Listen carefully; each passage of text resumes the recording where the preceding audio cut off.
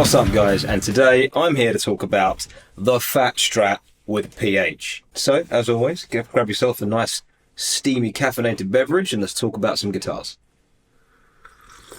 So, a little while ago I found myself perusing various online stores looking for another guitar to buy. And the main driver behind this was versatility. So, I'm a working guitar player. I know I play with a bunch of different bands, gigs ranging from, pubs to festivals. And I really dislike taking lots of guitars to gigs. So I don't have anything that kind of does everything. The Strat is a phenomenal guitar, the black American number. My only problem with that Strat is the bridge pickup. It's not hot enough to be a humbucker and a searing lead thing, and taking it out would feel like I'm taking something away from the guitar. The Friedman is an amazing all-round guitar. I use it constantly and extensively. The only thing about the Friedman is it's got two humbuckers and neither of them are splittable. Now I could split those, but that would involve changing the humbuckers, and they are really good pickups in the Friedman. Don't want to change that. The Les Paul's great, tons of tone, tons of character. It's really hard to play, really hard. Big 50s neck. I've not got big hands. The other problem with a Les Paul is if, like me, you are not the tallest person in the world, you've sort of got to play a Les Paul really low. Because if you play it up here where it's comfortable, you can get your hand around the neck, it sort of dwarfs you. I am only 5'6", so playing a full-size Les Paul, having it high up where you would play maybe a Strat or an Ibanez or something, it doesn't look right. So you have to sling it low, which makes the playability even more difficult. So I was kind of left with this, I need something. So a number of years ago, I came across an early 90s Japanese-made Strat, and I didn't have a Strat at all at that point. And it was up for a really good price, and I bought it. And the first thing that really jumped out at me was I loved the neck. It just had a neck that I really got along with. What I didn't like were the pickups. The electronics were 30 years old, hadn't ever been replaced, and they were showing lots of signs of wear. The frets were pretty flat. The headstock tuners were average at best. So realistically, I was kind of buying a guitar that I knew I was going to work on at some point anyway, and I put it in the rack and it just kind of lived there for about 4 years. I did very little with it. And as I found myself looking at these guitars, I was looking at Suhrs and I was looking at, sort of Andersons, Tom Andersons and things. And what I realized was a lot of these are essentially hot Strats. They're Strats, they're HSS Strat style guitars. Obviously, Suhrs, Tom Andersons, they're made phenomenally well. No shade on the build quality at all. But I didn't want to spend that kind of money. So I decided to make a project out of the old 90s Strat. And this is what I came up with. This is what I'm calling the PHAT Strat with a PH. So the PHAT Strat has lock-in tuners. It has Seymour Duncan pickups in it, single volume control, a pretty stable trem system, although it's not a locking one. And I've gone for the kind of Jake E. Lee white/cream on black. So I kind of worked from the headstock down while I was figuring it out. So I went and I bought some locking tuners, which look like that, because I do not know how we got on with guitars before locking tuners. I knew the neck needed a refret, and that was not a job that I was going to do myself. And then I got to the electronics. So I knew that I only wanted a single volume control. The only time I use the tone control is on the American Strat with the single coil in the bridge to pull the high end out of that pickup a little bit, because it's quite piercing. It's the only time I ever use tone controls. My Friedman only has volume control. I'm very much used to having just a volume control. So I ordered a scratch plate for a Strat with a HSS cutout and just a single hole in it for a volume pot. Obviously I bought 500k pot, and I bought 5-way switch. And then I looked at pickups, and I ummed and ahed about this for a long time. Pickups are not something I know a great deal about. I know what I like, but in terms of the things that I haven't tried, there's a huge world out there. Good friend of mine, Gordon Parrish, great guitar player, go check him out. He recommended the Seymour Duncan Hot Stack, which is what we have in the neck and in the middle, and they are super warm. They've just got that kind of, they're warm, but they've also got like a real mid push in them. It's really hard to explain, but you will hear it. So that's in the neck and the middle. And in the bridge, we went for a Seymour Duncan JB. JB is a fantastic sounding pickup. It's got just enough output to kind of really hit your amp with enough gusto. It's a great pickup, sounds great. The biggest complication here really was the routing. So when I got the scratch plate off, as you'd expect, this wasn't a swimming pool route. It was routed for 3 single coils. So I had to get the router out and reroute the interior. But ultimately we were left with a routed interior that could be wired up. And then I looked at the bridge. It has a old style Fender bridge in it with quite harsh posts on the saddles, which did not feel good on your palm. Given it's a 90s Japanese Strat, it has the 6 screwed bridge. I didn't want to have to go in with a drill and drill posts for a 2-post bridge. I needed something that would fit over a 6-screw bridge. And I settled on the Vega Trem. The Vega Trem was unbelievably simple to install. It's really stable. Really, really stable. So let's talk about some tones. So let's do a clean tone. Let's go neck pickup.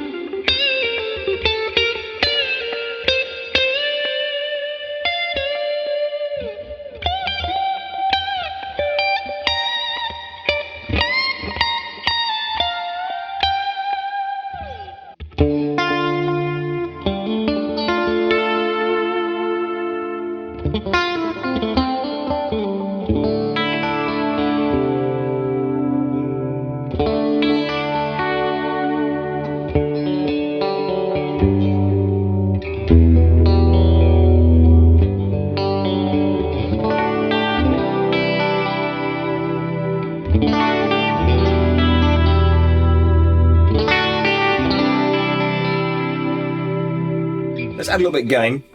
Back to that neck pickup again. And this is kind of that bitey, chewy, you know how us guitar players like adjectives, right? So it's got that kind of chewy, mid-rangey, yeah, it's great. It sounds fantastic. Huge fan. It's like a kind of, almost like the Texas-y kind of Strat sound.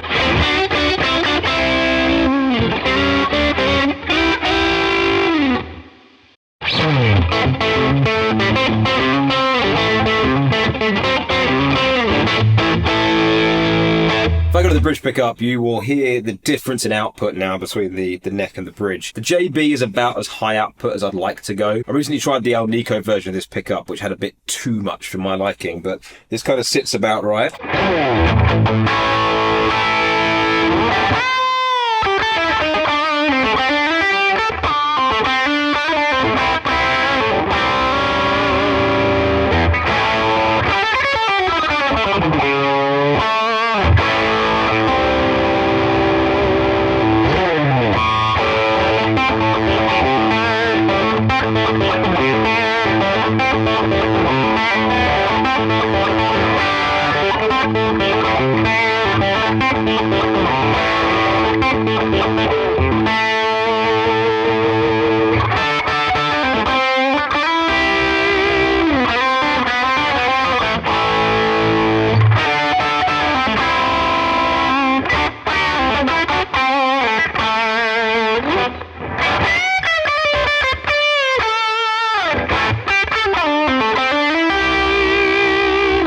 And then we got into the lead tones. So again, this is kind of where I felt that the variety of having a HSS configuration would be really useful. The JB gives me enough push to do a proper heavy rock gig with it. Single coils really work well with gain. They don't get kind of mushy or take on a harsh tone, at least not to my ear. So it means that, you know, you can play a proper rock gig with lots of solos in it, and still get your nice neck pickup and get that kind of thick feel. All in all, it feels really balanced to me. I can get a lot of those kind of Strat tones that I really enjoy, but I've also still got, you know, the kind of crutch of having the JB in the bridge, which makes it infinitely more playable for me than a 3 single coil setup. So this is what a lead tone would sound like.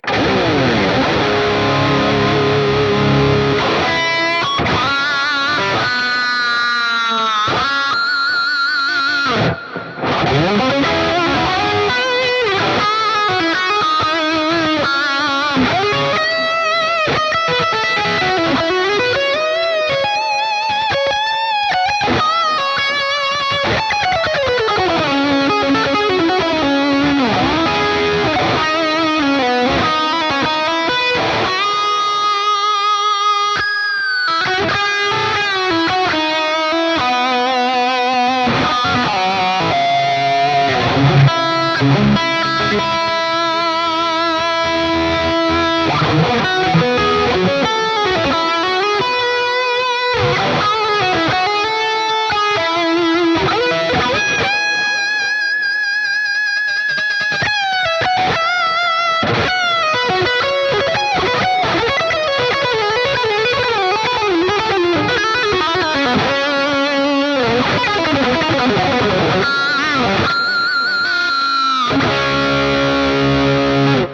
moving on to the neck pickup, again, same settings.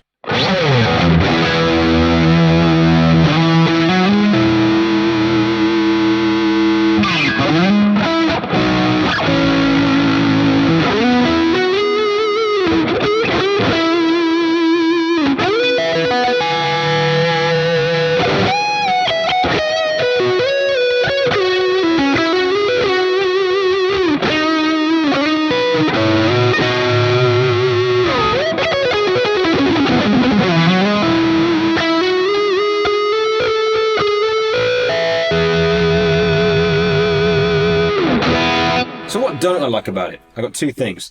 The first thing is I love the Vega Trem, but it's a little soft for me. When you buy a Vega Trem, you get a number of different springs with it, with different levels of firmness. I went for the stiffest ones that were provided.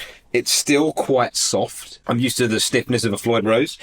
I might add some more springs to it yet, just to try and add a bit more resistance to that trem. Also, the trem arm on the Vega Trem is like up like this. I had to get this in a vise and like squash it down to kind of get it at a usable level. When the trems come with the Vega Trems, they're up here. It's kind of awkward. The only other problem I have is that as much as I love this neck, and I really do love this neck, it has 21 frets, which is fine until you're trying to play Get the Funk Out by Extreme, where you need that 22nd fret. It's kind of the only real regret is doing this on a 21 fret neck rather than a 22. Small things. So yeah, super happy with what I've ended up with. Really usable, really versatile. So yeah, big thanks to my buddy Gordon for the pickup recommendations, did me a solid. Big thanks to Bob Gramy for the refret and the fretwork. Don't be afraid to customize your guitar. Working with guitars really isn't that challenging. There's very little that you can do that's truly irreversible, with the exception of a few things.